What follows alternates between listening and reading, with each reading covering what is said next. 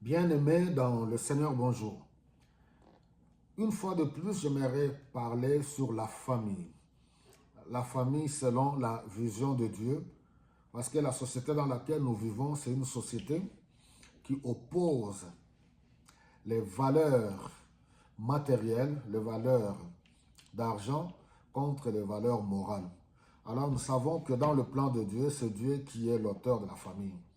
C'est Dieu qui a créé toutes choses, qui a créé l'homme et la femme. Alors, la famille est tellement importante. Tous nous naissons d'une famille quelconque. Tous. Alors, la famille peut être source de joie, source d'épanouissement, source de bonheur pour certains. Et pour d'autres, la famille peut être une source de souffrance, de douleur, oui, oui, de dépression, et source de conflits, source de déchirement, et ainsi de suite. Alors, la question qu'on peut se poser aujourd'hui, pouvons-nous encore sauver la famille avec les valeurs chrétiennes? Oui. C'est chose impossible aux hommes et possible à Dieu. Parce que tout est possible avec Dieu. Si, seulement si, nous qui nous disons chrétiens,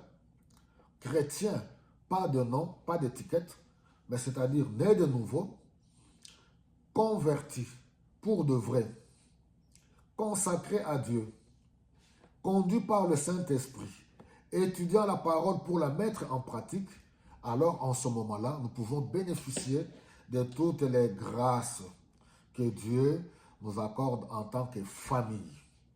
Alors, la famille, c'est un cadre qui permet aux membres qui font partie de la famille de s'épanouir, de s'élever et d'être utiles dans la société. Nous voyons, l'ennemi est venu attaquer la première famille dans le jardin d'Éden parce qu'il sait que cette petite cellule familiale, c'est elle qui fera que la société puisse émerger et que la société puisse s'épanouir. Alors, nous savons que Dieu, dans sa préscience, Dieu, dans sa grandeur, dans son amour, il a tout préparé d'avance.